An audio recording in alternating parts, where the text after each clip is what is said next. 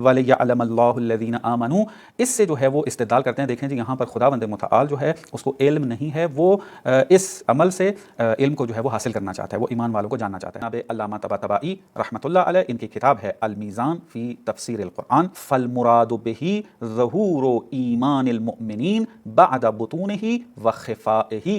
یہاں لیعلم سے مراد کیا ہے؟ مومنین کے ایمان کو ظاہر کرنا ہے، بعد بطونہ وخفائہ، کیونکہ ابھی یہ ایمان مومنین جو ہے وہ مخفی تھا، باطن میں تھا. نہج البلاغہ ہے کہ وَإِن كَانَ سُبْحَانَهُ أَعْلَمَ بِهِمْ من انفسهم ولكن لتظهر الافعال التي بها يستحق الثواب والعقاب. خداوند متعال اگرچہ اعلم ہے ان سے، ان کو جانتا ہے، بہترین انداز میں جانتا ہے، لیکن کیا کرنا چاہتا ہے؟ ان کے افعال کو ظاہر کرنا چاہتا ہے، وہ افعال کے جن افعال کے ذریعے خدا ان کو ثواب اور عقاب دینا چاہتا ہے. یعنی یہاں پر اظہار مد نظر ہے، یہاں پر یعلم سے معنی جو ہے وہ ہم یہ نہیں کرتے، جس طرح ہم ید اللہ کے اندر ظاہری ہاتھ معنی نہیں کرتے ہیں، یہاں پر لیعلم سے مراد بھی ہم جو ہے ہم اپنے مورد میں جو جاننے کا معنی کرتے ہیں وہ معنی نہیں کریں گے. ہمارے مورد میں جاننا جو ہے وہ جہالت کے بعد ہے، لیکن خداوند متعال چونکہ علیم ہے، علم مطلق رکھتا ہے، تو یہاں پر معنی اور مد نظر رکھیں گے.